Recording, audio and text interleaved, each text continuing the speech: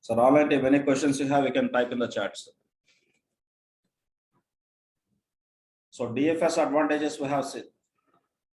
Number one, high volumes of data storage, basic DFS behavior. And second thing is it is supporting parallel process. Same DFS behavior for Hadoop kind of systems, that is called HDFS, Hadoop distributed file system.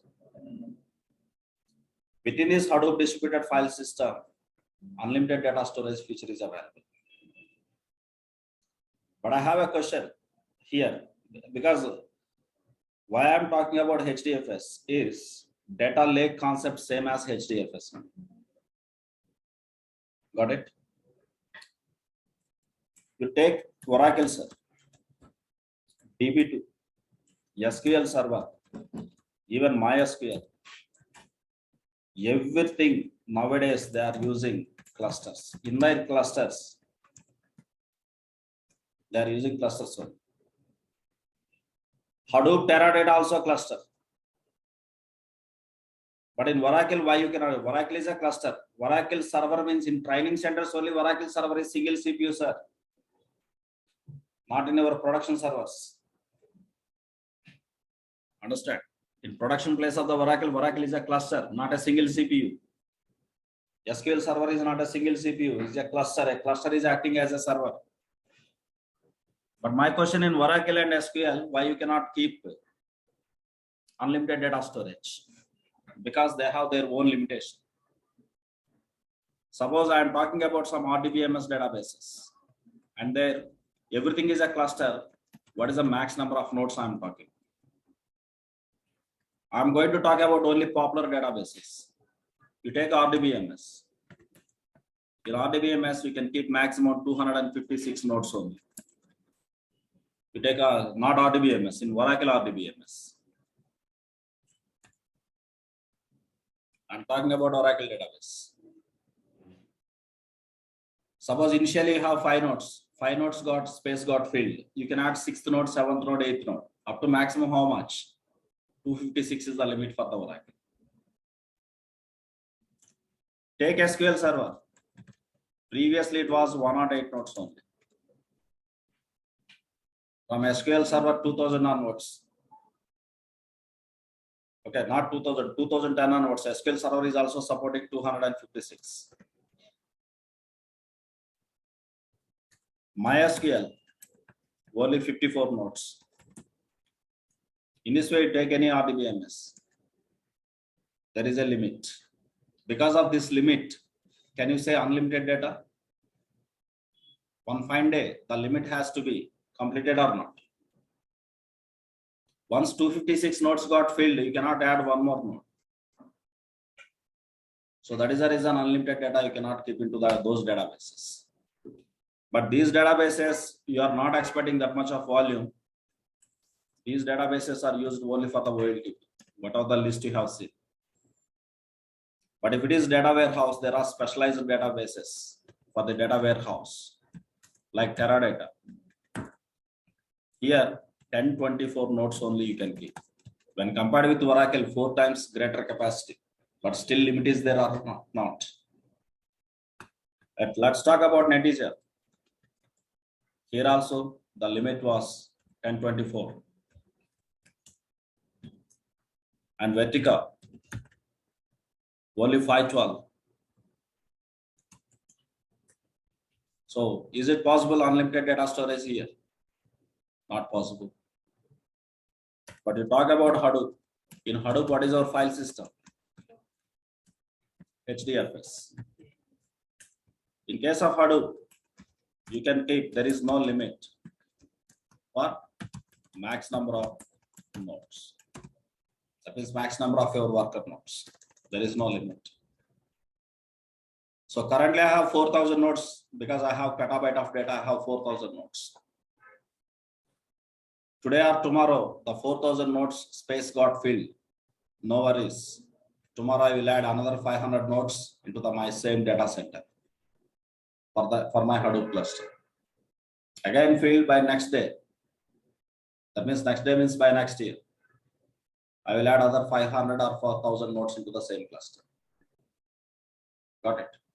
So in this way, there is no limit for max number of nodes. That's why indirectly unlimited data storage is possible.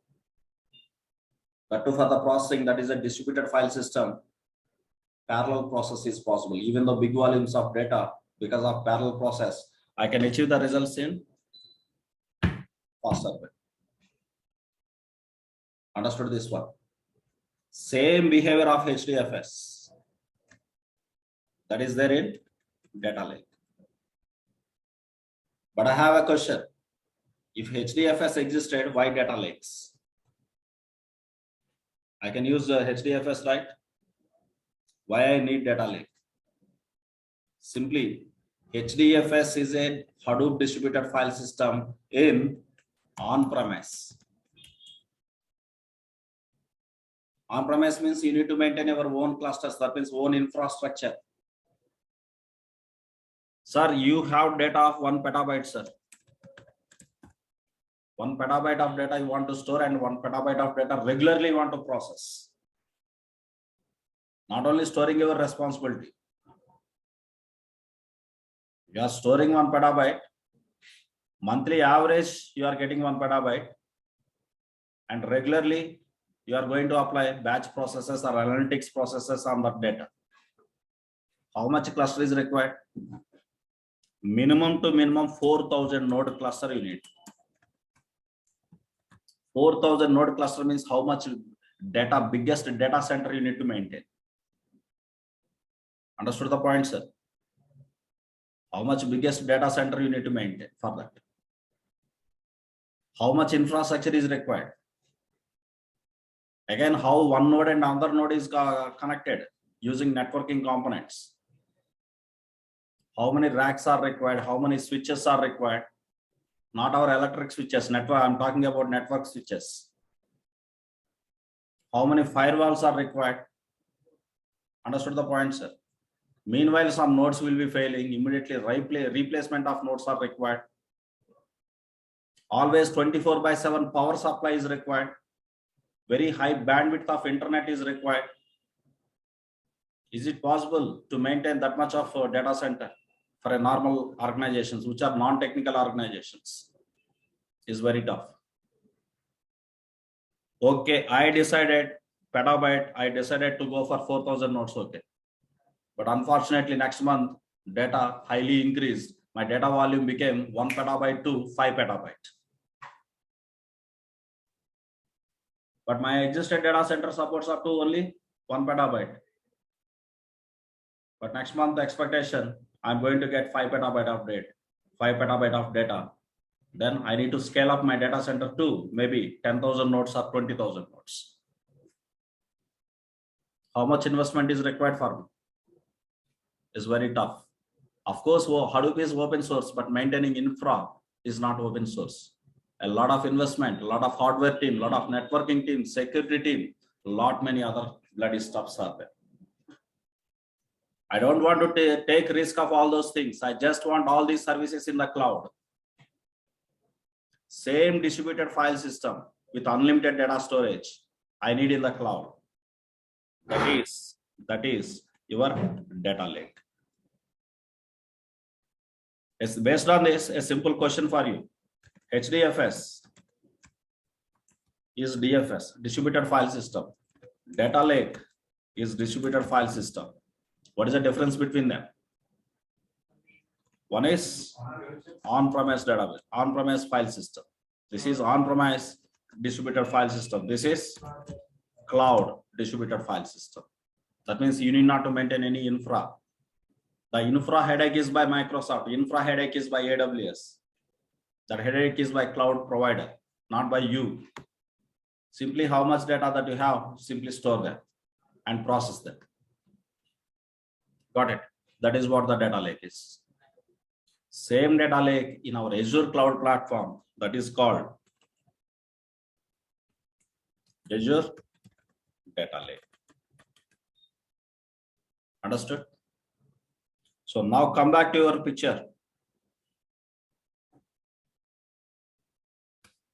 Here in the place of my warehouse, I'm keeping Azure data lake. What is the first fundamental benefit I am getting here?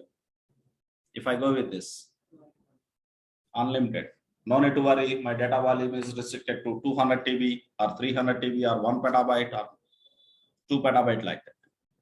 Today I have only 1 petabyte, but by next year, my organization may grow up to 10 petabyte of data. By 2025, it may reach exabyte of data. No need to worry. All data that I can keep into data lake. So that means the data lake is offering me some benefits here. Not only Azure data lake, sir. Every cloud data lake should provide this facility. Otherwise, you should not use that word called data lake. The data lake is offering you the benefits. The first benefit, number one, unlimited data storage. The second benefit of the data lake, it should support all varieties of data. That means all varieties of data. What are the different varieties of data? Structured data, unstructured data, and semi-structured data.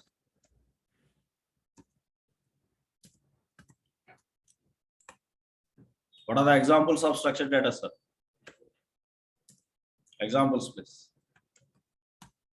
In RDBMS, where you are storing data? In tables, right? Table is a rows and columns format. The table is structured. Even you are keeping your data into delimited texts like CSV, comma separated value or tab separated value. Such kind of files, structured. Even in Excel, Microsoft Excel files, structured. In this way, many files are structured, many data is structured. But problem is, sir, today you are attending demo. Tomorrow you are paying fee. You are paying fee means one transaction happened. The transaction has to be recorded in the database. That is a structure. But I am taking class now. My class is being recorded. What is the content of that record?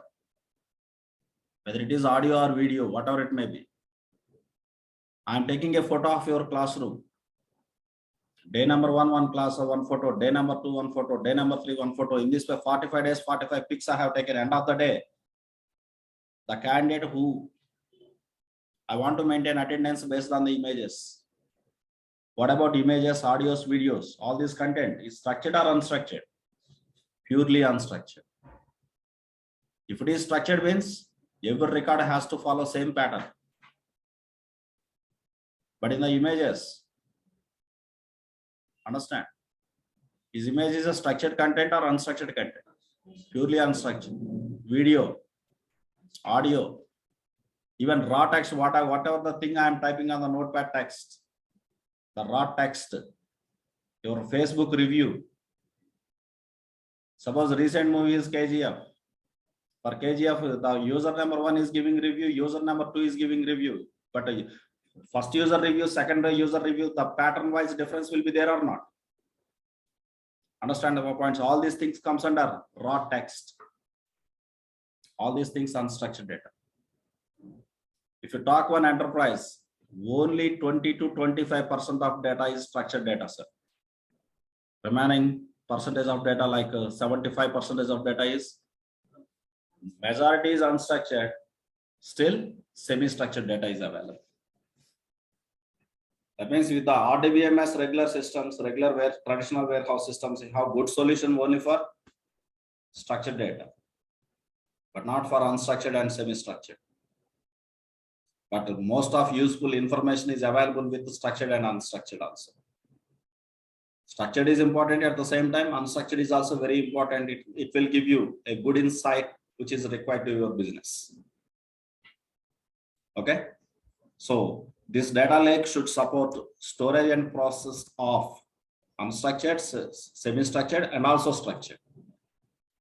So all these things are supported by this. Please list me examples of unstructured. Images, audios, videos, and also context. So image classifications, your face detection, such kind of applications comes under this unstructured image-based analytics. Of course, machine learning people, deep learning people use to build their models to recognize your face, to recognize your expression, like that. Being a data engineer, you need to prepare the data as data scientist is expecting. This is one of the role of a data engineer. But not only this role, a lot of other roles will be there. Step by step, you will be understanding about that. And semi-structured data. Whenever you call, nowadays, different application, the requirement is different applications or different business vendors need to be integrated in the form of applications. One application is sending request to other application is sending response in the format of JSON or XML. All old applications are sending their responses in the XML format. Latest applications for the past 10 years, most of applications are sending their responses in JSON format. That means the majority of your content also can be in XML and also in JSON. Your data lake is supporting all these varieties of data storage and also data process. And there is another benefit with the data lake. The third important benefit is all formats of data. It supports all formats of data. Especially in general, in our Windows system point of view, what are the formats? Generally, we are using different file formats. One is a .txt file, CSV file, okay, zip, or if it is Linux systems, you are using a .tar or gzip, gunzip, such kind of special formats you are using. But all these, remember, all these formats used only for small volumes of data only. Whenever you want to compress a petabyte of data, your zips or gunzips won't work out, sir. Understand the point, sir? So that's why for big volumes of data, especially, there are a lot many formats. Of course, data lake supports traditional formats like zip, tar, gzips, even it supports CSV files, Excel files. All these are the different formats. All these are for small volumes, and also data lake should support a big volume formats. The big volume, especially in big data, special formats will be there, like RC format, row columnar format, ORC format. You don't worry about all these new words, but useful, you will be understanding in coming classes. When to use what type of format, you will be getting grip over that. RC, ORC, and also Parquet. Most popular is Parquet nowadays. So for simply, what is the need of these special formats? A simple example I'm going to explain. Suppose Microsoft is charging for 1 terabyte of storage, 300 rupees, sir. 300 rupees change. Let's assume 300 rupees it is charging. Your organization has 100 terabyte of data. What is the monthly bill for you? What is the monthly bill for you? If it charges 300 rupees per terabyte, your organization has 100 terabyte of data. The monthly bill is definitely 30,000 rupees. Got it? Now your client is asking you to save this bill. You are a data engineer. He doesn't want to lose the data. Compromising two ways, sir. Instead of storing 100 terabyte, I will keep only 20 terabyte. That is called compromise. But no compromise required here. I want to store this data into the cloud, but my bill should not be high. My bill should not be high. It should be very less. As max as possible, I should try to decrease the bill. So here two ways. One thing, sir. Today I'm storing means next onwards I will be processing, right? Think that in Microsoft you have additional bills for the storage, additional bill for the processing also. For storage, 30,000 is the bill. For processing, think that 90,000 is the bill. For our regular processes.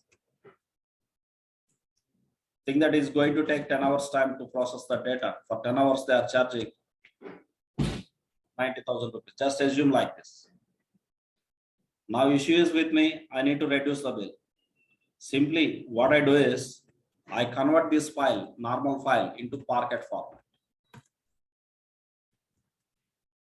The Parquet, basically it is offering me two benefits. One is 75% data compression without loss of data. 75% of data compression if I convert my file into Parquet. And second benefit,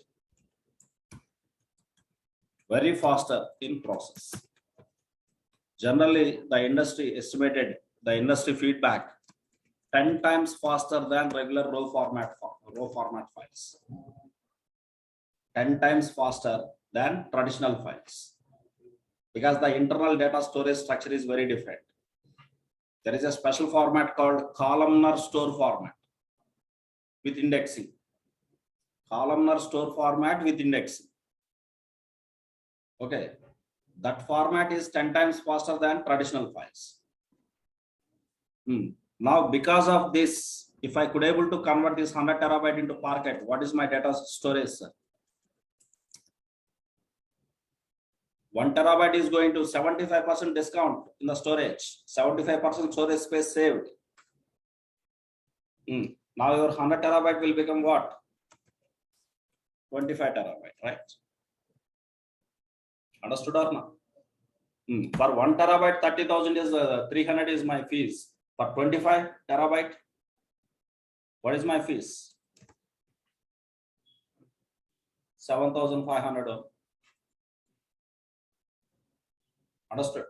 7,500 is my fee now, my bill. My bill saved or not? Storage space saved means definitely bill is saved. And also for the processing, previously with the traditional file, with the traditional format, 10 hours is the processing time. Now the 10 hours, because Parquet is 10 times faster, the 10 hours became 1 hour processing or not? That means my 90,000 bill will become 9,000 or not? Understood? My bill saved or not?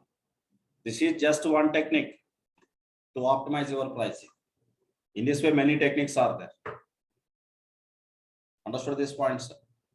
This is just one. That's why the formats are also important.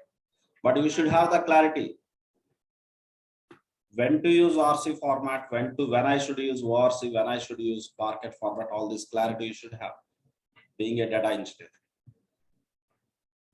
So in the day number 1, you cannot get that idea.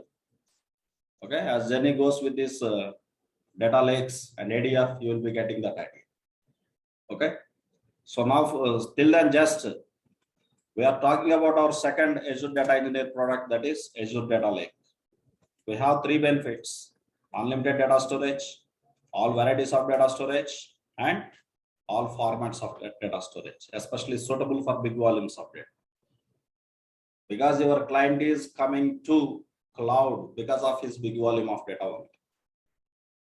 Because maintaining that much of big volume of data in the on-premise systems is very tough for your client. That's why he is migrating to the cloud.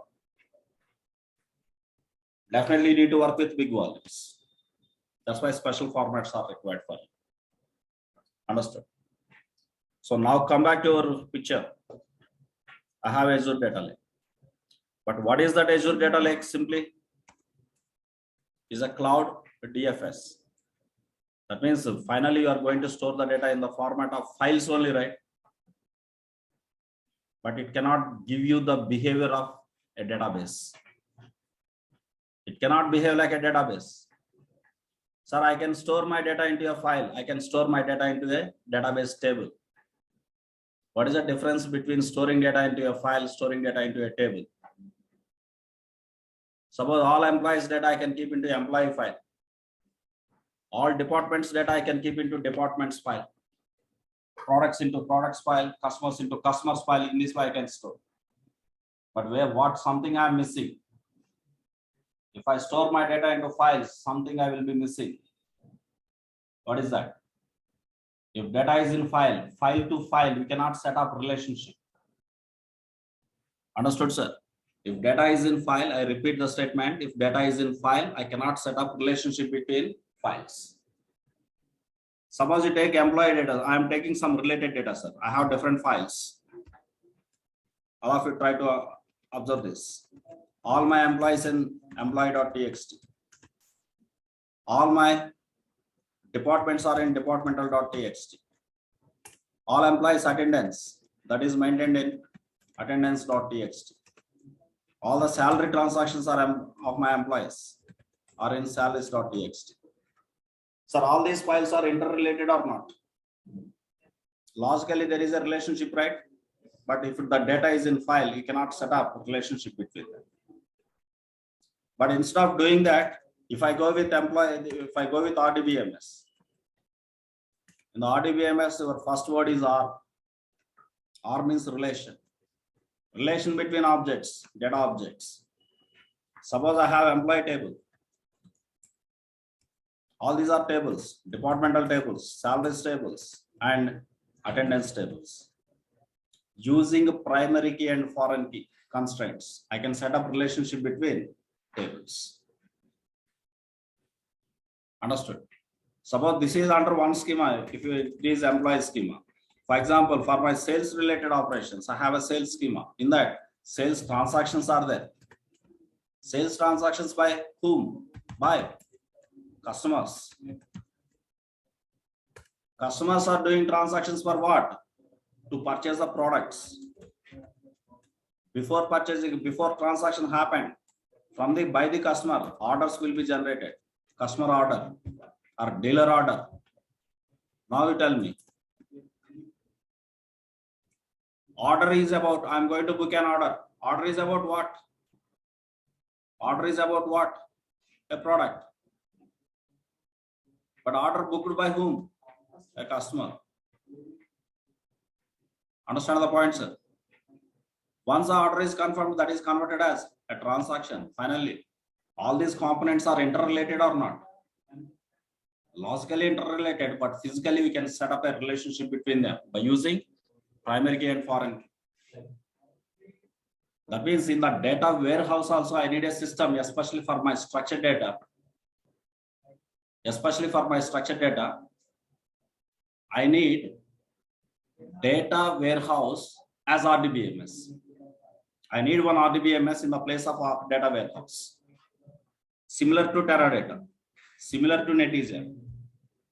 I am expecting some database. The database should be RDBMS to set up the relation. That too, that should be in the cloud. Understand? What I am expecting is, I am expecting one new system that is cloud-based RDBMS. RDBMS. That too used for data warehouse. That too with the parallel process. The parallel processing capability is similar to Teradata, similar to Netizen. I need that kind of system in the data warehouse. That is your third product, which is Azure Synapse. Azure Synapse Analytics. The full service is Azure Synapse Analytics. Within this Azure Synapse Analytics, there is a database called Azure Synapse SQL Pool DB. The short name is Synapse DB. Generally, we call it as Synapse DB, but Microsoft call it as Synapse SQL Pool DB. What is that SQL Pool DB? Simply is a data warehouse in cloud of Azure.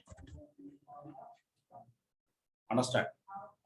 Now I have two things in the data warehouse side. I have two things. Come back to your picture. Azure Synapse.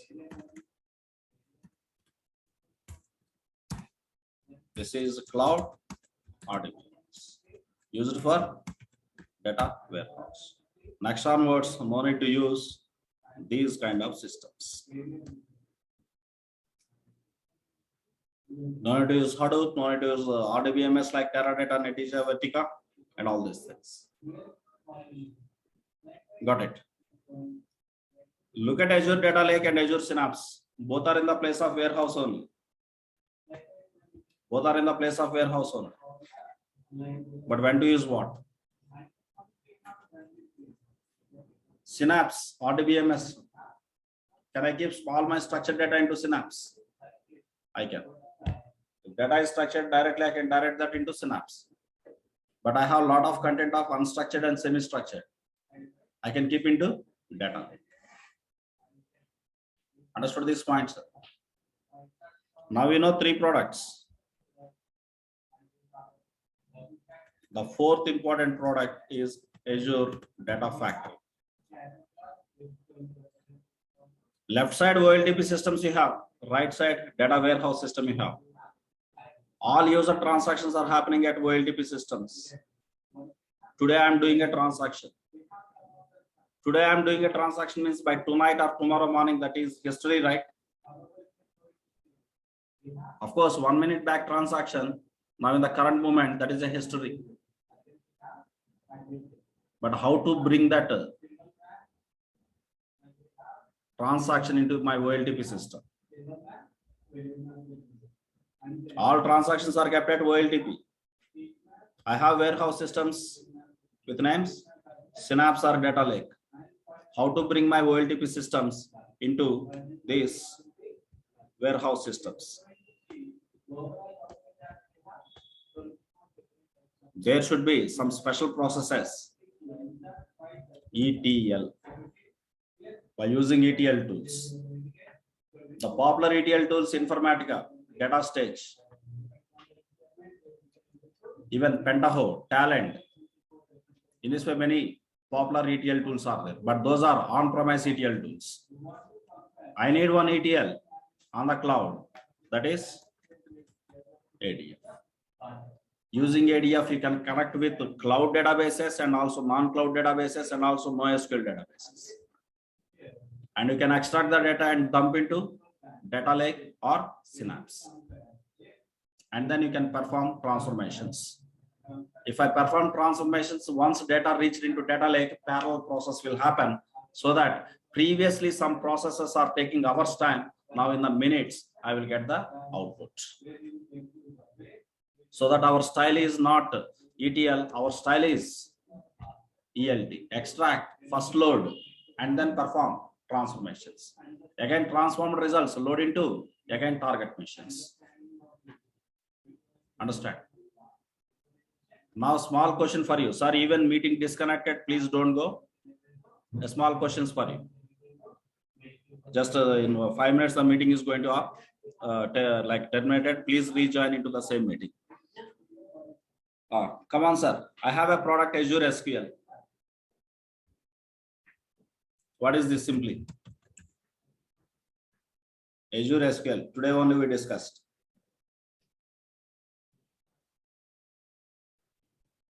Our first product is Azure SQL, sir. What is that? Let me check the chart. But Synapse, Mr. Bala, your answer is correct. Your answer is correct. Is a cloud RDBMS, but Synapse is also cloud RDBMS. Azure SQL is cloud RDBMS of Azure, okay, but used only for OLTP, remember. Used only for OLTP. It cannot capture unlimited of volumes. Understand the point, sir? Mainly, that is especially the data modeling in the Azure SQL. The architecture of the Azure SQL is designed in the way of to capture user transactions and to respond to the user operations, but not for analytics operations, not for the batch processes. Understand? For that, you have one more RDBMS, that is Azure Synapse. Azure Synapse SQL Pool DB. Simply you can short name. You can give a short name. Yes, Synapse DB. That is also RDBMS in the cloud, but used for data warehouse. That is for data warehouse. Mr. Raghavendra, that is your answer. You asked the difference between Synapse and Azure SQL. Both are RDBMS, but Azure SQL architecture is designed especially for OLTP. Okay, Synapse architecture is designed for data warehouse, which supports parallel process. Understood? Come on, I have another question. What is Azure Data Lake?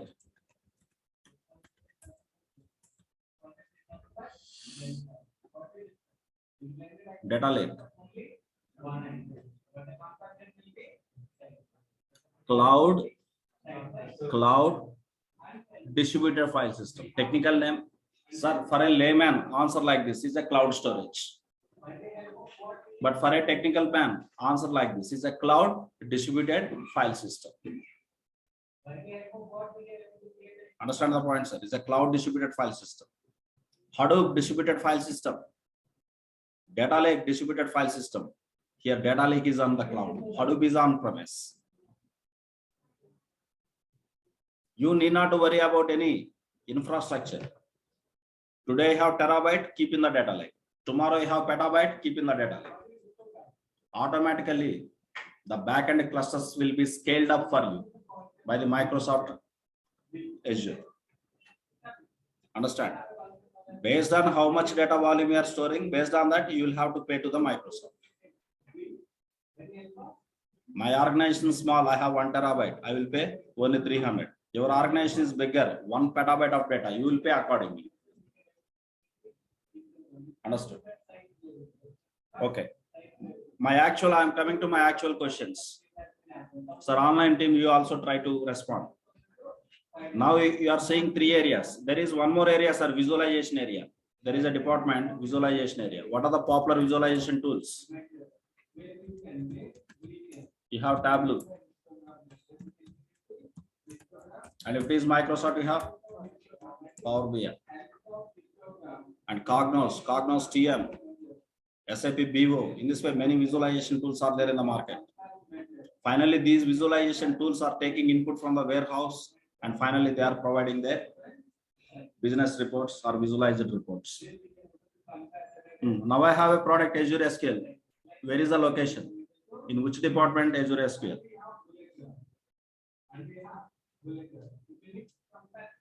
Just by seeing this picture, you can answer. I have a product, Azure SQL. In which area I need to keep it? In OLTP side.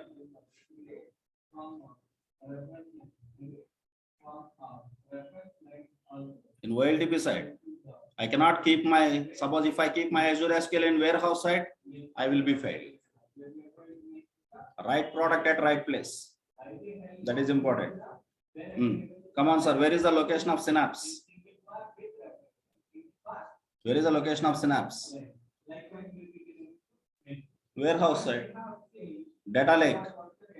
Warehouse side. Where is ADF? ADF. Online team, I am expecting from you. Offline team answered as data warehouse.